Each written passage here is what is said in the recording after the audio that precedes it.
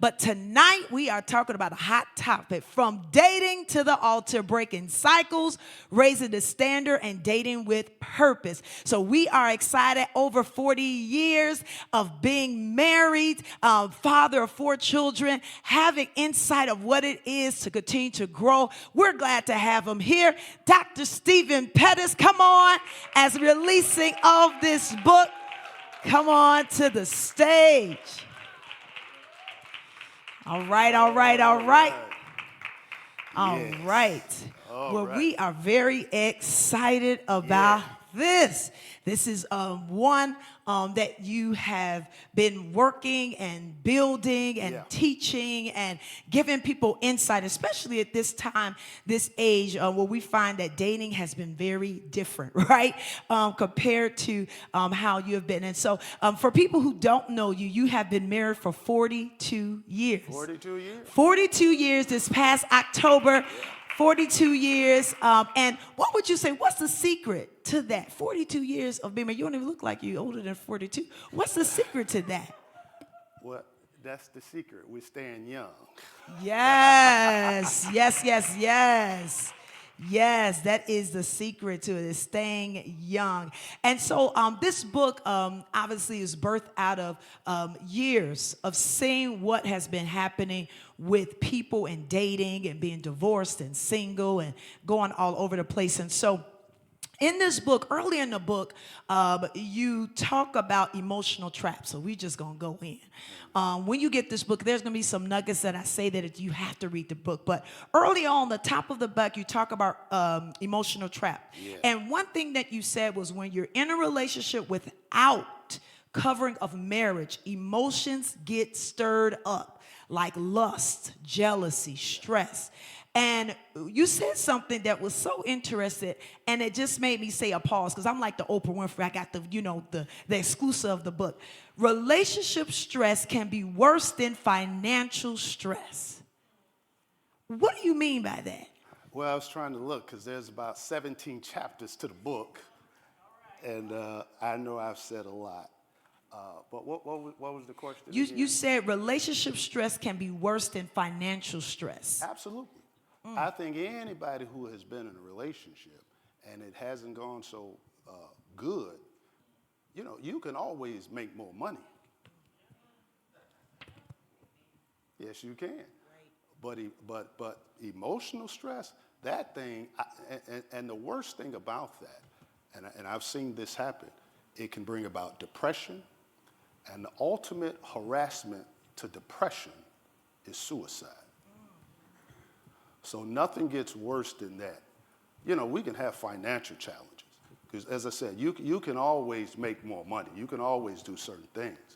But if your emotions get totally just messed up, and really, and I've seen this, where people get so depressed, where they just seem like they have no more hope, and they're in their lives. So absolutely, there's nothing like it to have that emotional stress if you are in a bad, toxic relationship. Yeah, what would you consider toxic? Let's define it, because people, they stay in relationships for 15, 20, 30 years. It's beside the whole common law marriage and stuff. What would you consider toxic relationships? What does that look like? Well, toxicity is based on an individual, because everybody have their different standards of relationship. In other words, what can be toxic to me may not be toxic to the next person. But if I had to just put it in one thing, is I'm in a relationship that I can't grow in, that I can't move forward in. That's toxic. A relationship where I feel restraint, where I feel like you holding me down or holding me back. That is toxic. Wow. I can't grow. I can't move. I can't do anything. I'm stuck in a place. And we find a lot of people who fall into the emotional trap of loneliness, or getting too old, or, is it anything better than this, right? And you talk about that. You talk about being qualified. You talk about being ready. What does that mean for somebody? Because, a lot of people think they're ready, Yeah. right? Yeah. And so you talk about a lot of that, especially from a biblical aspect of what it is to be qualified to be ready. Because just because you're a male doesn't make you ready to be a husband, Yeah. or because you're a female that makes you a wife. So let's talk about that. Yeah, without getting too much into the book, because you got to get the book. Yeah. But the first statement you made, that comes out of chapter 5 and wrong reasons for getting married.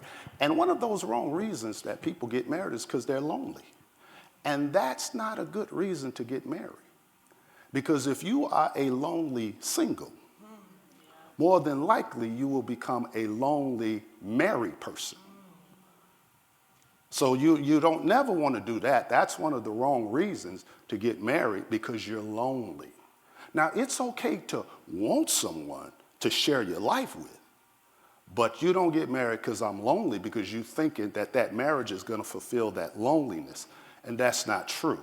And that's not even fair to the person you marry, because they can't do that. And then that goes into what you said earlier, and then that creates separation and many times divorce, because you were not able to fulfill that void in me, which really you don't have the ability to fulfill that.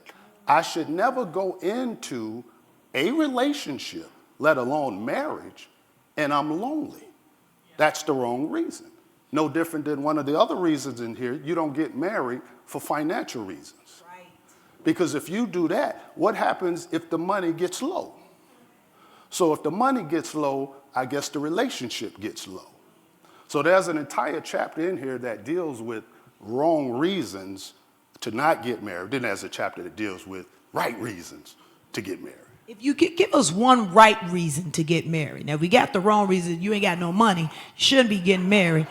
But give us one right reason, just to whet their appetite. Because I feel like somebody just like, give me a right reason. Because, you know, some of y'all broke in here, right? You know, and you like, hey, you know, rescue me, right? That whole rescue syndrome that kind of echoes in our society. And so, you know, give us a right reason why someone would want to get married. If I would just, without getting into full details, you can't beat this. Right reason, shared purpose.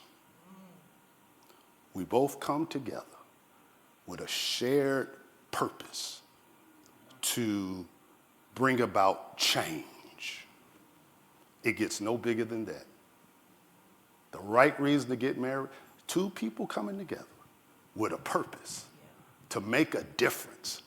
And all of those other things will come along with that. But if I had to put it down to one right reason, and this is unselfish on both parts, we're coming together with purpose to bring about change. Wow. That's good. Purpose is important. I want to go back to an emotional thing, because there's something in this book that I want to talk about, because I think it can even bring, for people who, you know, may be married in this audience and different things like that. But you said, if a man or woman is still broken over a past relationship, still wounded from a relationship, still reminiscing on the old, and if they have not healed their wound, they will bleed over a marriage. Yeah. Talk about that, because I feel like that's a powerful statement. They will bleed even in their marriage. Yeah, you don't want to take that into a relationship when you still have some unsettled issues. Because when you have unsettled issues, you're going to bring those issues into the relationship. And once again, that's not fair to the other person, but that's not even fair to you. So before anyone gets in a relationship, you need to be healed, especially from past relationships. Because once again, I've seen this over the years. You know, people who are still hurt, and then they think if I get into a new relationship, that's going to erase the old relationship. And that's not true. Because now you're taking all of the hurt and all of the pain and all of whatever that was in that old relationship into that new relationship. And you never want to do that. You know, you want to go into a relationship being healed. You don't want to go into, you know, you're still hurt. Because there's an expression, and it is true, hurt people hurt people. So if I'm still hurt, then I get in a relationship, then I may not even do it consciously, but I'm going to end up hurting that other person because I'm still hurt. Okay? What does that healing journey look like? Because somebody may say, well, I am over it. I divorced them 15 years ago. I dropped that chicken dinner and got with another winner, and I moved on. But what does that healing look like? If I could simplify it, and I've said some things in the book, what it really looks like is you're no longer bitter. If you're still bitter, you're not healed. So if I see him and I be like, this Jav turkey, you're not healed. You know you healed when you can see him and say, hey, how you doing? Okay, and really mean it. And we're not talking about you got to have long conversation. But hey, how you doing? And that's it. But if you still see that person and it still stirs up a bitterness in you, you're not healed. Even if they passed away and someone mentions their name, I'm still not healed. You're still not healed. Wow. You know, you're still not healed. You know you're healed when you, especially if it ended in bad ways and whatever, for whatever reason. But if you're still bitter about it, and if you think about it, you still get angry about it, you're not healed. So you know you heal when you're no longer bitter about it, you know, and you don't get angry about it. It's literally in your past. You're not in denial that it happened, but it doesn't. You don't really think about it anymore. You know it happened, but you're not bitter. You're not angry. And you can really see that person. You know, you're not trying to get back with them. You don't want to do that. But you're not bitter. And then you really, really know you heal that if you hear something good about them, it don't make you mad. That he left you for somebody who may have been more attractive, you know, whatever it is, you know, because that tends to happen when people, especially in this dating world, and I'm still young enough to see that people be in relationships for many years, stay with this person, and they dump you, and then they get with somebody else. What do you say to that? Because that will make a person mad. That I stayed with you for 5 years, and you went, dumped me, or our relationship was dissolved, and then you get married a year later, and I'm still single. Yeah. But once again, it doesn't matter what it is. Because believe it or not, like I said, I've been around quite a while. Some people, that may not really bother them. So it really depends. You know, but once again, you know you're healed when you're not bitter anymore. If they've moved on, matter of fact, you know you really healed. You happy they moved on. Like I say, you don't have to talk to them anymore. We're not talking about that. But see, if it still bothers you that for whatever reason they left you and they with somebody else, you're not healed yet. And then that's where you have to ask yourself, why am I still hurting? Am I hurting because they left me because I didn't feel good enough? And I don't want to go back on last night. That's why you need the esteem book also, too. Yeah. You know, or am I hurting because how can they move on? Maybe what we had wasn't real because how can they move on so fast? See, you have to learn, and I'm not saying it happens overnight.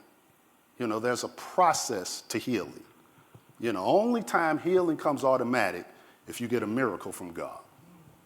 But outside of that, there's a process to all forms of healing, emotional healing, mental healing, whatever it is. But you most definitely never want to get into another relationship and you're not totally healed. Because like I say, you don't want to do that to another person, but most important, you don't want to do that to yourself.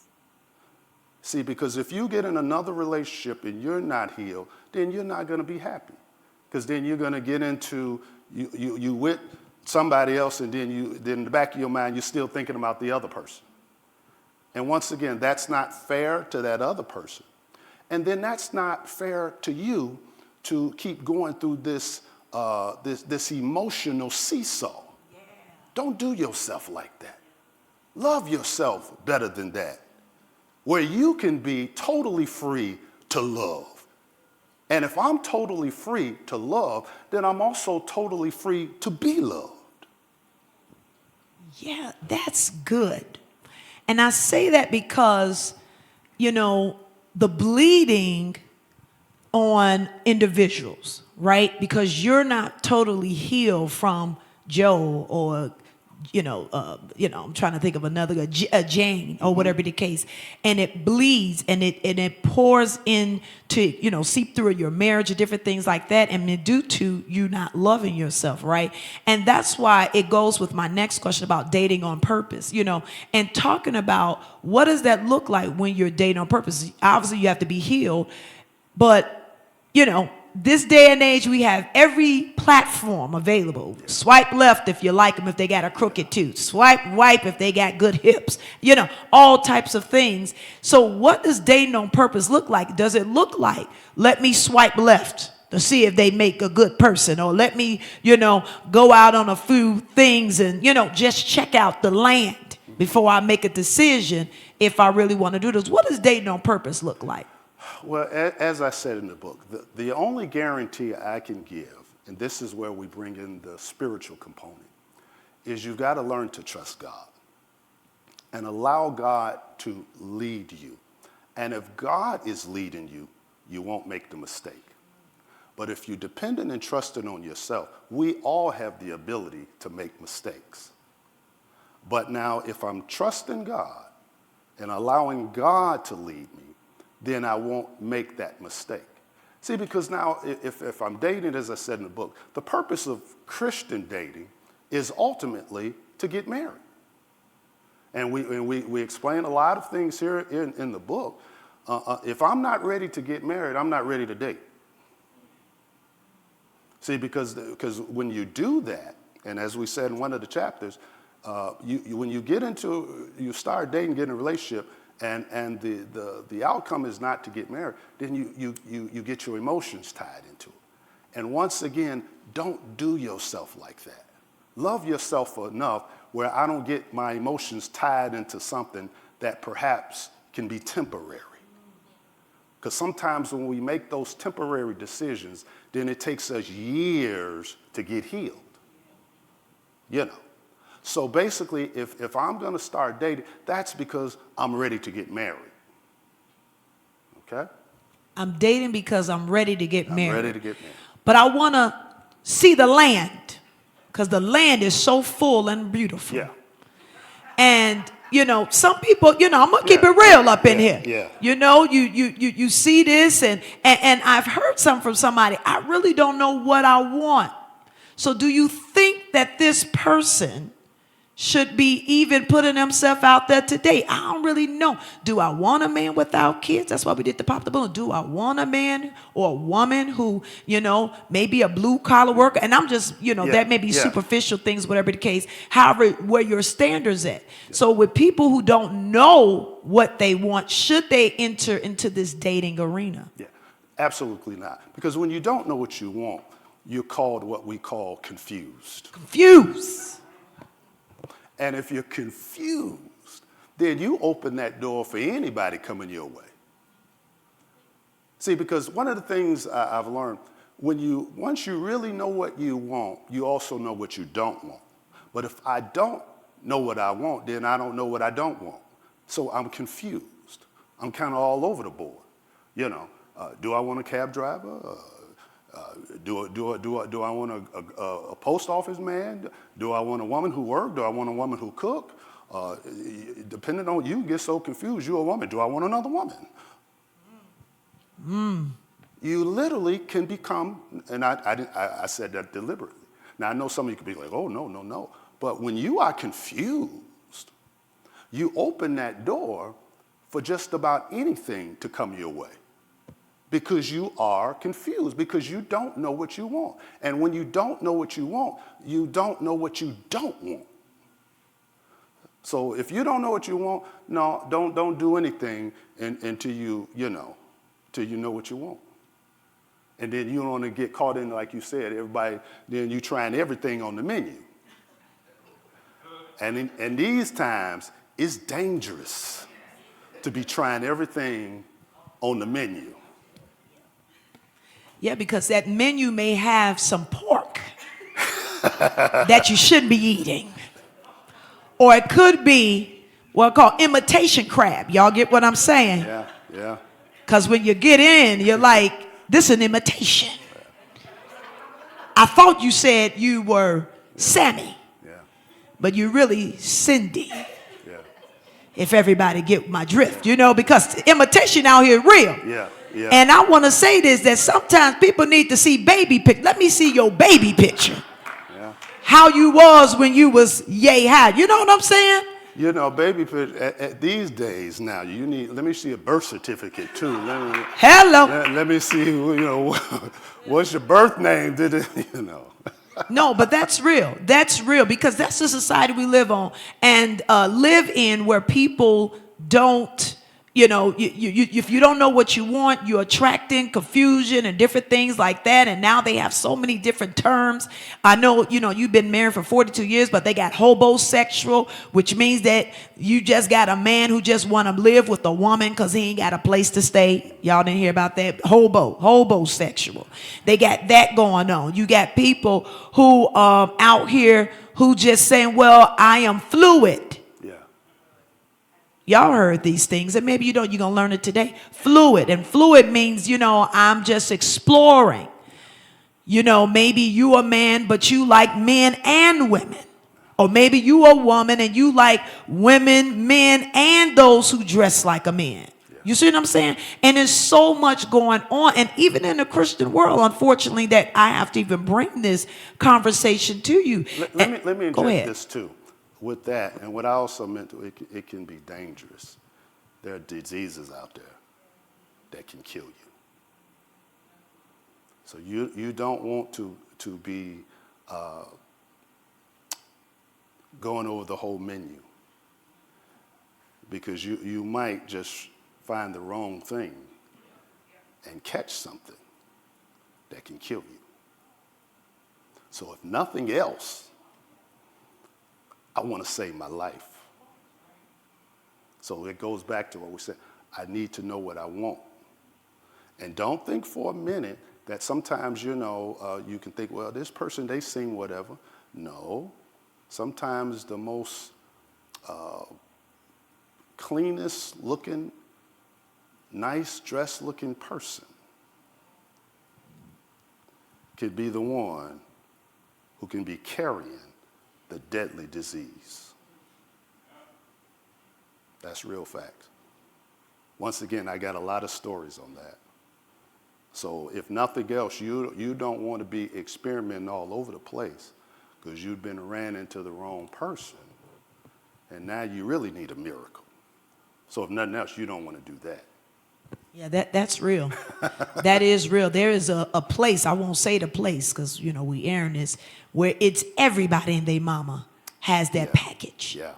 And it's real. It's real with people, exposing themselves and, going out there doing all types of things with people.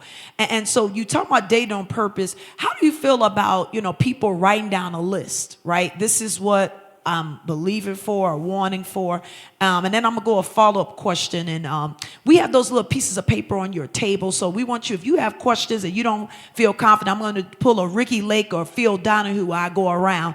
If you have a question, we can ask Dr. Pettis and come out of our conversation. Because it's a good conversation. Don't you think it's a good conversation, healthy conversation of how we are building relationships at any place in our life? Yes. Yeah. So what do you think about the list when people, this is a new trend, quote unquote, I got my list. And, some people have different opinions about that. Well, you don't want to write a list and, opposites attract and all this other stuff. What do you feel about that whole conversation piece about writing lists and different things like that for relationships? Writing like what you want? And all Yeah. that? Well, to be honest, that's biblical. The prophet Habakkuk said, write the vision. Make it plain. So there's absolutely nothing wrong with that. And once again, injecting the spiritual component in there, You're putting your faith into that when you're trusting God. And it's not just like we would do anything else. We would write down certain things, you write down certain goals, and there's absolutely nothing wrong with being specific to writing down certain things that you be believing for a spouse. Because people do it with other things, so why can't you do it with that? People would do that with jobs, with cars, houses, whatever it is, with their education. They have a plan. So there's absolutely nothing wrong with that. Whatever your standard is, whatever it is that you want, like I say, the key is understanding what you want, and then you know what you don't want. And then it's okay to write that list. What is it that you like? And that's so important, because sometimes people can say, well, your standard too high. You can't judge another man's standard. Some folks like collard greens, some folks like turnip greens. Right. So it's about what you like, and then it's nothing wrong with being specific on what you like. I have no problem with writing. I write stuff down concerning things and whatever it is. So there's absolutely nothing wrong if you were specific when it comes to a mate. And especially you're lining it up from a scripture standpoint. There's absolutely nothing wrong with that. Yeah, I like that. There's nothing wrong with that. I want to dive into this, and we're writing a list and making it plain and putting it together. When you hear this phrase, what do you say this? Because obviously we have a majority of women here. This man says to me, I'm going to come from a woman's vantage point. I'm so strong, and because I'm strong, that, I need to calm down or taper down and different things. That's why I'm not married, because I'm such a strong woman. We have this narrative in society that when a woman has career status, financial status, educational status, and she's strong in these areas, that men approach, well, you too strong, I can't be with you, or anything of that. What do you say to that, especially when you have aged in life and have accumulated these particular statuses, whether it's career status, educational status? What do you say when they say that? What is your response to that statement? What, to a woman when to she a says woman a man? when she hear from a man, you so strong, you too much for me, you need to taper down, you can't have no man come into your life because you just all, you know what I'm saying? Like this the narrative of the woman being at a certain status versus different from 1930 or 1950. Women are being more empowered for education, for career, for financial gain. And it's this, you're too strong or you too X, Y, Z. What do you say to stuff like that? Well, the question would be to the woman, if she's confident and she's strong. So I would take it that if she's looking for a spouse, she's also looking for a confident, strong man. Because we said earlier, being toxic is somewhere where you can't advance and can't grow. So if I'm here and you're here and ain't trying to come up, you can't help me. When you're here and somebody is here and they're not trying to come up, you can't help me. So if I stay with you or get with you, you're going to eventually bring me down. See, that's called the law of the lid, but there's also the law of the gutter. Yes. I'm not sure if that's in the book or not. Maybe that was just a little wisdom. I think that's a hashtag. That's a hashtag, I believe. Yeah. The law of the lid or the law of the gutter. It really is. Either people are what I call either their liability or assets. Either you can help me evolve and come up, or if you can't, you're going to bring me down, because there's no such thing as middle ground. There's no such thing as middle ground. Either one is growing, or one is increasing, or one is decreasing. So now if you have a woman, and if she's really, she's strong and this and confident and all of that, and it's not about things. Education and degrees don't make you confident. Yeah. Having a 6-7-figure job doesn't make you strong. Right. Because there are a lot of people who have that, and they're very weak. So it comes from the inside. So if you have a woman who is strong and confident on the inside and then happens to have certain things, that's who she's going to attract. So if somebody, if a guy comes to you, you too strong, you know instantly right now you ain't in the league. Right. You know that right now. See, because you know who you are. And then you know what you want. When you know what you want, like I said, you know what you don't want. So the moment a man comes and say, you to this and to that, you're like, no, you probably are. You ain't the one. And you don't even have to know Jesus. If that happens, to hear that, if a guy comes and say that.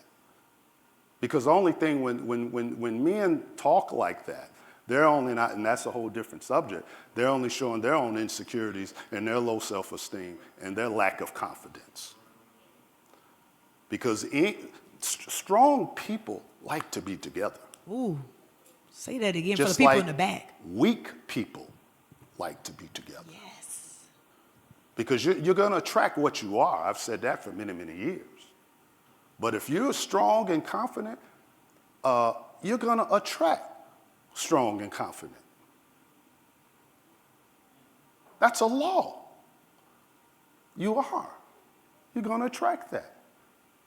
You know. So if a man is saying that, you're like, no, no problem. You ain't the one. Say, okay, praise the Lord, and walk away. When they say that. And they're only exposing their weaknesses and their insecurities. Whenever a man talks a certain way that sounds intimidated by your strength, Yes. he's definitely not the one. Because a strong man is going to always enhance another strong woman. As a matter of fact, I like you strong. I want you to be stronger. Yes. I'm not sure if that's in chapter. You know, you talk about strength, equality. Yeah. It's equality. You know, even being a newly married woman, not being the superwoman, and I lose myself even in a marriage because we think submissiveness is weakness. We think submissiveness is, okay, I'm going to let you say whatever. And I'm going to be honest, being a newly married woman, submissiveness has been a struggle at times because of I don't want to lose myself. You know what I'm saying? I don't want to lose the essence of what I've built. Right. You see what I'm saying? And I think it's so key that you said it because people can fall into the imposter syndrome. You are an imposter. You basically are not saying who you really are. You got to pull yourself back so you can be better. See, let me say this, and she said a key word, and notice how she said it. Whenever that word submissive comes up, we always think that's the woman. When scripturally, it tells us we're to submit to each other. But see, whenever you hear that word submissive, it tends to lean towards, that's what the woman's supposed to do. No, it doesn't say that. It says we're to submit to each other. And submission is not lower, submission is honor. So we're to honor each other. It's not taken down. So we're to submit to each other. And you're saying that because you have a lot of people who think that. Because they think submissive is an ugly word, but it really means honor. And we're told to submit to each other. We do it to each other. This is good. I'm telling you, this is good. I don't want to keep going because the book is hot. Yeah. And when you talk about that insecurity and self-esteem, that ties in with last night's book discussion about self-esteem and insecurity. And you talk about the difference between those two. And so as we come to a close of this part of our conversation, because we could keep going, I know I'm a talker. And why should you get this book? If you had to say 3 things why people should get this book, because we already breaking the cycle, raising the standard, dating with purpose, but why after 40 some years of seeing this, experiencing this, why should people get this book? You do this, you're doing it the right way. You're doing it on the right foundation. And when you build on the right foundation, challenges will come. But when you build on the right foundation, your house will continue to stand. It will never fall. Even though storms will come, but when it's built on the right foundation, it'll never fall. But see, most of us, because we did not know, we built relationships, we built marriages on the wrong foundation. And then when a storm comes, the relationship collapses. So if nothing else, it's building totally on the right foundation, doing it the right way. And all of this is guaranteed. It's scripture, it's all of that. And it ain't just scripture, it's just good wisdom nuggets that's in here. When you apply it, do it the right way, guaranteed, you'll have you'll build your marriage, your relationship, whatever it is, the right way. Guarantee. Guarantee. Guarantee. 90 days and your money back. Yeah, it's a guarantee. You know how they do those infomercials, 90 days, try these egg poacher things, whatever these things are. I guarantee that you, because it's foundation and it's wisdom. Yeah. And sometimes, truth be told, many of us fall into the cycle of bad relationships because we just want it so bad. I'm going to raise my hand. But see, just want it so bad. You can stop that cycle. Right. Only you can stop it. And you stop that cycle by making sure you're whole. See, as long as you're not whole, as long as you're still hurt, and as long as you're not healed, the cycle continues. But the cycle stops automatically once you become whole, once you become healed, once you become ready. The cycle stops right then and there. But until you do that, that cycle continues. See, that's why really, it probably takes, it's not, now this is going to sound strong. Go ahead with the strong. We're ready. It doesn't really take a long time, and it's not hard to get married. The work is getting you together, because the moment you together, the law of attraction comes immediately. That's deep. That's deep. Because some people that's even married ain't together. And we just existed. But the hard work is you. Keeping yourself as a full-time job. I know keeping myself as a woman is a full-time job. Wigs, hair, nails. It's a full-time job. It's a full-time job, especially in these dating streets. It's a full-time job. And so, you know, the marriage part, it becomes easy when you got yourself together. Because I know we like this beautiful sayings, he's my better half, she's my better half. But you said a key word, whole. Wholeness. Two whole people coming together. Yeah. Not, I'm bad at this and you good at this, or, you know, whatever you want to call it, I'm half. And, you know. See, that sounds cute. Two halves making a whole. No, wrong. Two wholes become one. Half, my better half. No, she's not my better half. And I'm not hers. We great, we just better together. I like that. I like that. We can end right there. We're great, but we're better together. What? Yes, I'm coming over there as we come to that conversation piece. Sister Crystal, if you can walk around, if people have any questions, you can raise it here. But I am going to play Phil Donahue, Ricky Lake, Montel Williams to get to our audience. And so we have someone here who would like to share some insight. Ma'am, what's your name? My name is Laura. Pastor, you mentioned, because I think this needs to be very clear about purpose.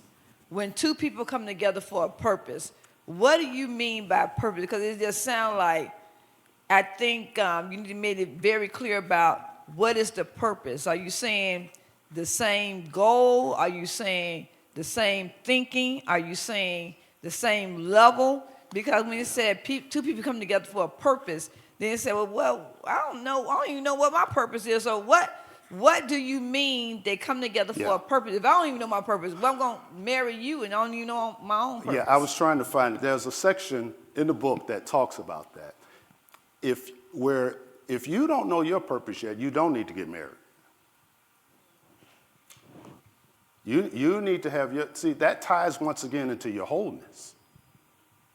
And the mistake sometimes most of us make is people, they don't find out purpose till they're in a relationship. And then, my purpose is to be in New York, and your purpose is to be in Louisiana. Now we got a problem. So now we're compromising purposes. See, that's wrong foundation. So what makes me whole is, once again, you know who you are, you know where you're going, you know what your purpose is, and then you're going to meet up with someone with purpose, and they come together. That person's going to know what their purpose is, and it comes together. So you don't get involved with anybody when you don't know where you're going. That, like I said, there's a chapter. There is a chapter in the book, because I had an exclusive copy, that talks about purpose. And I think that that's going to be key for everyone to hear on that. Crystal Jones, do you have any questions? All right. Yes. Thank you so much for this. I don't know how I got the email to come to this, but I did. So, and I brought a friend. So thank you so much for this. Appreciate being in your house. My first question is, you talk about the list and knowing what we want. To the extent that... No, go ahead. Oh, I'm sorry. Oh, okay. To the extent that that list is not 100% filled, like if the person is 90% of what's on your list, is there room for compromise because that other 10% isn't there, or? Well, it's kind of like this. And even though there's no comparison, but let's use this as an example. I want a specific car. I want a red convertible with tan interior. All right, that's what I want. Now, that's what I want. I find a red car, but the interior is black. That's not what I want. So why do I have to compromise when I do know there is a red car with tan interior? See, once we really know what we want, we don't have to compromise. It's kind of like if I'm this certain job I want. This job pays, I'm just throwing something, $10 an hour. No, I know I'm shooting low. I didn't want to shoot too high and say $1 million a year. But and I'm worth $10 an hour. I hadn't been to school for this. But then they say, no, this job only requires $7. Why would I compromise? Mm-hmm. Now, those are things that's not as important as a relationship. Right. So if I won't compromise with a car or a job, why would I compromise with a lifelong partner? See, it goes into knowing what you want and believing you can have what you want. Got it. See, sometimes we struggle with some of those things because we don't really believe we can have what we want. And you can. Yeah. Once you believe that I can have what I want, because once again, it gets into self-esteem, because I know I am what somebody else wants. Mm-hmm. So if I'm what somebody else wants, why can't I have what I want? Mm-hmm. Does that kind of make sense? That hits the nail on the head. It really does. And I have one second question. Are there any rules in terms of how long you should date? Yes. You know, that depends. When, like I say, and I believe this, and it's in the book. When you're dating, you're dating to get married. And then you hearing God, and once you kind of know, and then that person knows. Because you're already, because I get into it on what qualifies you as a wife or a husband. You're already there. When it's done the right way, there ain't no long engagements. Right. We ain't dating for no 5-6 years. Because you know if you know where you at, what you want, and you get with that person and they know, and we both know it, and then let heaven say yes. How long do it take to get a marriage license? Like 30 days. 30 days. No, it don't take long. You just got to use it within 30, 45 Yeah. days. And you know, and I'm not saying do it 30, because if you want a lavish wedding, whatever, but then you got all that plan ready to go too. See, I don't believe in this long. You ain't got to do this long stuff when it's right. You dating the same person 10 years. Somebody confused. You don't even do that in high school. Okay. When we graduate, it's probably over. So why am I going to do that as an adult? I know that sounds kind of harsh, but, you know, the key, once again, is you know what you want and where you're at. That's the key thing. And it's like, listen, I'm in this. I'm not here to play games. I'm in this to get married. And you know what? I got engaged in March and married in June. Just took this, and we didn't even date that long. We dated in December of that 2018. 2018, yeah. December 2018, engaged March 2019, and married June 2019. I always say this: favor follows you because I'm a wife. So I'm going to get my dress because favor's on my life. Favor follows me. I can get that place. I'm going to have my wedding because I'm favor. He got the upper hand because I'm favor. Y'all get that? Right? Yeah. You know, and you talk about that, and this is in the book. You talk about the favor. That's why, man, my. When you touch the favor, it's something with that. Because there's biblical consequences that come with that. Don't get me started. That's why I had to take hold to that. So if there's any type of situation with my husband, you understand your favor going to be removed. Help me, Lord. Jones. Okay, this is a question. I think it was just kind of rumblings during our conversational pieces. So if you have someone who's a little, this is for a single man or a woman, but their personality is a bit reserved and kind of quiet. So how can they put themselves to let the man or woman know that they are interested and available if by nature they're just more reserved? So, like, I mean, is it not, well, I guess what can they do? You know, because traditionally men, you know, may approach a woman, but, you know, it's okay, I think, for a woman to let her interest be known. You know, I'm not saying pursue, but can you provide, like, tips or, you know, what do they need to do to get out of the friend zone? You know, it's easy for sometimes some women to just, oh, it's okay, I'll clean, I'll do this. Like, no, you are a woman too. So, like, let me inject this too. And this has been a long myth for decades, that traditionally men whatever. Who told y'all that? Come on and clap. That has been a myth. See, because even in my era, I grew up with a lot of aggressive females. So I don't know what, that's been a myth. That, you know, the man, he got a whatever. That's a myth. That has never been true. So that's one thing. Now, the second part to that, once again, when you know who you are and you ready to whatever, you ain't gonna be shy about it. You're not gonna be shy about it. Okay, that didn't go over too well. No, You right? see, because part of, and I don't want to keep, well, we got the other book, but once your self-esteem and confidence is built up, and I'm not saying you ghetto and you loud mouth and you over aggressive and none of that, but when you are ready to get married, you ain't gonna be shy about it. Because because you've gotten to a place that you're ready. You know what you want, and you know what you don't want.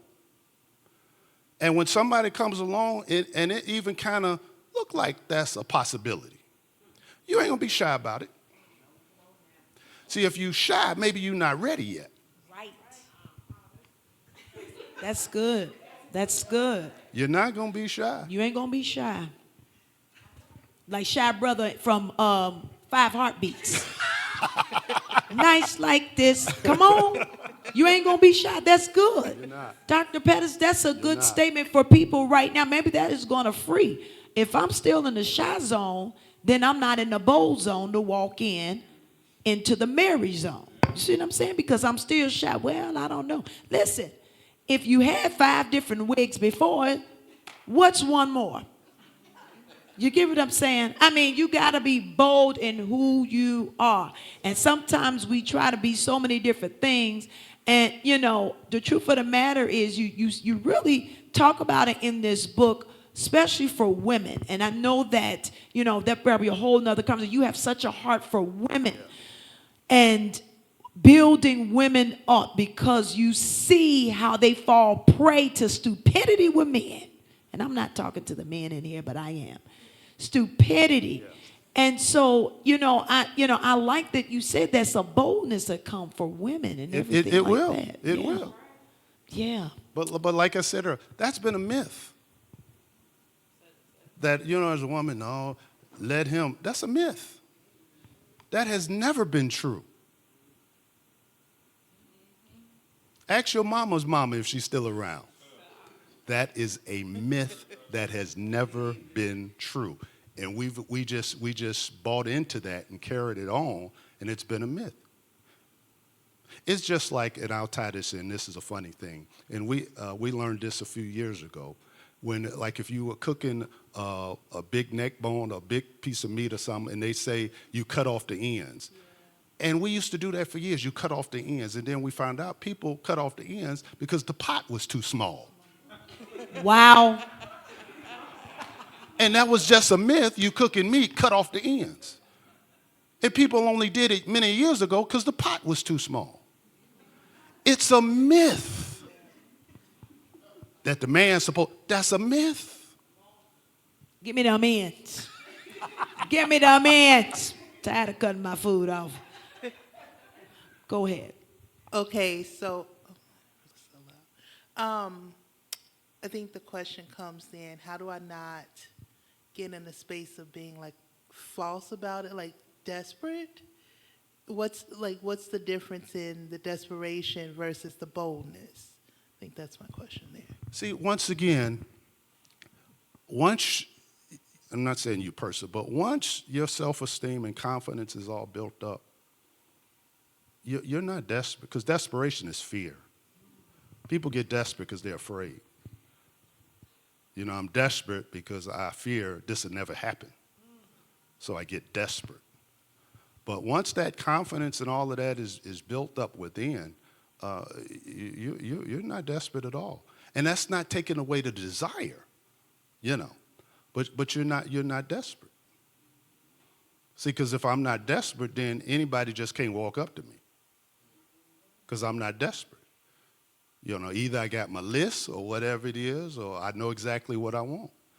But whenever we're desperate or anxious about anything, it's because of fear. I'm desperate because I'm afraid this is taking too long or it may not happen. And then usually when we're like that, then we compromise. Then we'll bring that list down.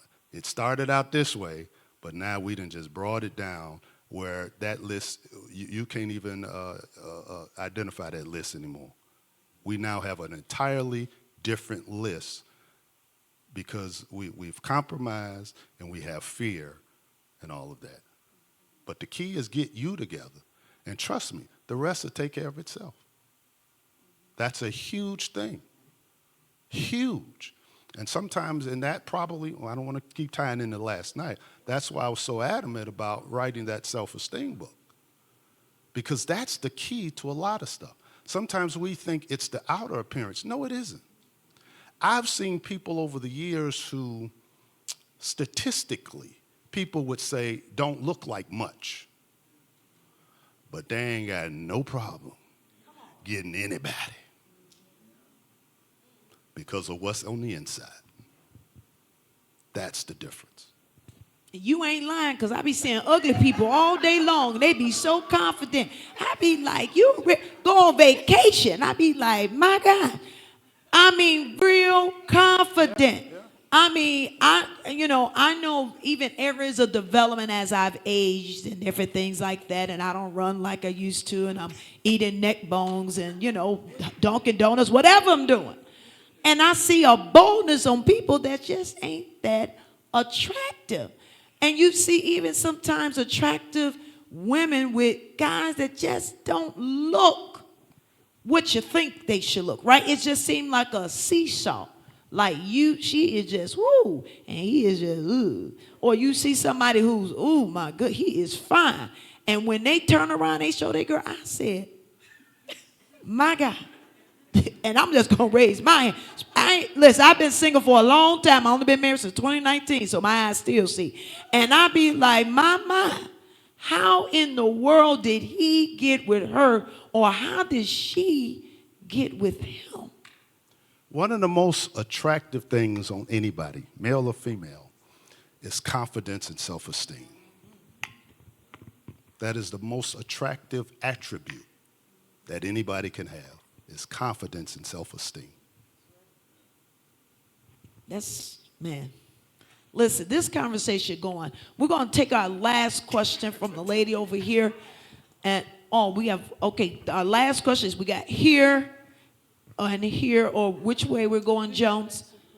All right, we got our last question here. Isn't this conversation good? This conversation is good. I like it. Go ahead. All right. Well, you already answered one of them. But which chapter do you believe will challenge readers the most, and why?